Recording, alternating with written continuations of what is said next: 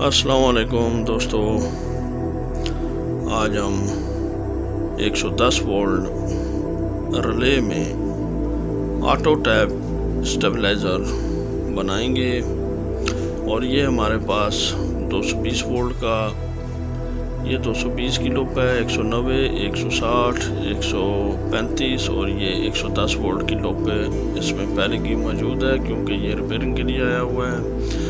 और इसी से हमने 110 वोल्ट निकाल लिए हैं। और 110 वोल्ट बनाने के लिए हमने इस स्टेबलाइज़र की न्यूट्रल से आउटपुट नहीं लेनी, बल्कि इसकी 220 की लूप से ही हमने आउटपुट लेनी है। और ये स्टेबलाइज़र की वोल्ट हम ड्रॉप कर रहे हैं वेरिएबल सप्लाई से, ताकि ये पता चल सके कि ये स्टेबलाइज़र कितने वोल्ट तक कम से कम काम करता है।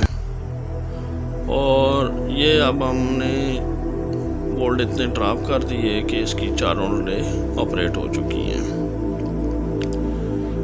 और ये हमने इसको इनपुट 116 वोल्ट दिए हुए हैं और आउटपुट 220 की लूप से हमें 225-26 वोल्ट मिल रहे हैं। ये हमने इसके मीटर के ऊपर, जहाँ पर हमें 220 की लूप से आउटपुट मिल रही है, वो मीटर यहाँ पे लगाया। और मज़ीद दोस्तों, इसमें हम अब वोल्ट हाई करके रे को अपनी पोजीशन पे लेकर जा रहे हैं। और इससे हमने एक लूप 110 की यहाँ से वोल्ट लिए हैं और दूसरी हमने ये 220 की आखिरी लूप वहाँ से, यहाँ से लेने का मकसद ये है कि यहाँ पे जो दोस्त बीच में टाइमर की रिले लगाना चाहेंगे तो वो टाइमर 110 और 220 दोनों की वोल्ट के ऊपर काम करेगा।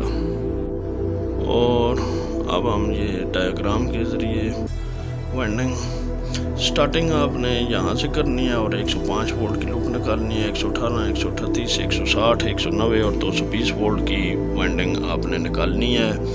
ये वाइंडिंग हमने इनपुट चेंज की निकालनी है।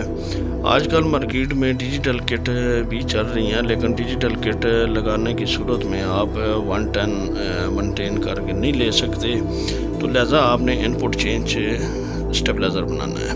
तो ये 220 की लूप से आउटपुट लेकर आपने टाइमर को दे देनी है और टाइमर की आउटपुट लेकर सॉकेट की राइट साइड पर लाइट का कनेक्शन दे देना है और लेफ़्ट साइड पे न्यूट्रल लगा देनी है।